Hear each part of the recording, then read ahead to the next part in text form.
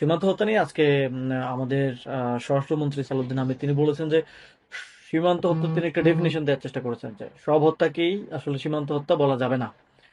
তো এটা খুবই মানে তিনি বোঝানোর চেষ্টা করেছেন যে যারা বিভিন্ন অপরাধ সংগঠিত করতে বা মাদক আনতে বা হচ্ছে চোরাচালানের জন্য সীমান্তের ওই পারে যায়, এটা বাস্তব যে অনেকেই যায়।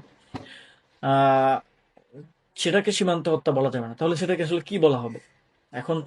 আম, যদি এটা এরকমই হয় তাহলে সাপোজ বাংলাদেশে অবৈধভাবে ভারতের অনেক নাগরিক থাকে বলে আমরা জানি। আমরা বিভিন্ন সময় পত্রপত্রিকায় দেখেছি অন্তর্বর্তী সরকারের সময় একটা নোটিশ দেওয়া হয়েছিল যে অবৈধভাবে যারা আছে সবাই যেন ইনফরমেশন সাবমিট করে।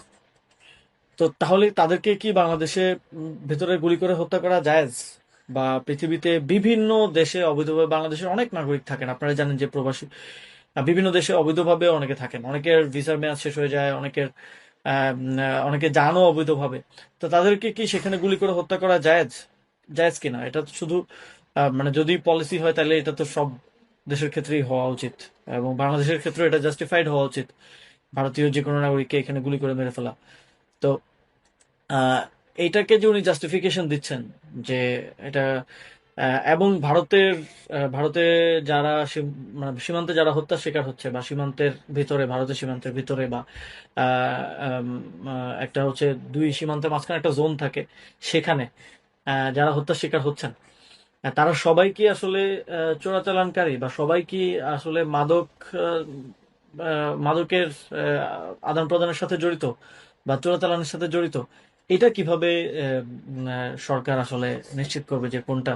তো এই বিষয়টা নিয়ে আমার মনে হয় আরো স্পষ্টতা প্রয়োজন। এটা একটা দায়সারা বক্তব্য বলে আমরা মনে করছি যে সীমান্ত হত্যার বিষয়টাকে তিনি রংলি অ্যাড্রেস করছেন।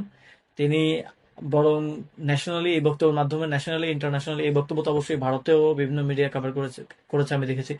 ন্যাশনালি ইন্টারন্যাশনালি বাংলাদেশের নাগরিকরা যে কিলেবল, বাংলাদেশের নাগরিকদের যে নাগরিক মর্যাদা নাই, এইটাকে স্টাবলিশ করছে। এবং এইটা এই বক্তব্যের মাধ্যমে তিনি বিএসএফ কে আরো উস্কানি দিচ্ছেন এবং জাস্টিফিকেশন দিচ্ছেন যে তোমরা যেটা করতেছো আমরা মনে করি যে দ্যাট ইজ নট রং, মানে হলে আমরা এটাকে রং মনে করি না। এই মেসেজটা দেওয়ার মাধ্যমে কিন্তু আপনি সীমান্তে বাংলাদেশের জনগণকে আরো বেশি ভালনারেবল করে তুলছেন, এবং বাংলাদেশের যে নাগরিকদের যে নাগরিক মর্যাদা সেটাকে অনেক ছোট করা হচ্ছে। তা আমরা মনে করি সীমান্তে কোনো নাগরিককেই আহ, ভারতের সীমান্ত রক্ষাকারী বাহিনী গুলি করে হত্যা করতে পারে না। যদি কেউ সেখানে চোরাচালান করতে যায়, কেউ মাদকের সাথে জড়িত থাকে, তো সেটা তাকে তারা তাকে তারা অ্যারেস্ট করতে পারে। বাংলাদেশের বন্দি বিনিময় চুক্তি আছে, বাংলাদেশের সীমান্তে সাদা পতাকা বৈঠক নিয়মিত হয়, বিএসএফ এর সাথে বিজিবির যোগাযোগ আছে।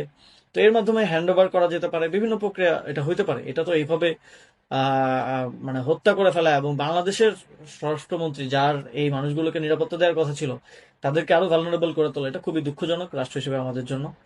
আশা করি সরকার এখানে মেরুদণ্ডটা সোজা করে সিদ্ধান্তটা গ্রহণ করবে।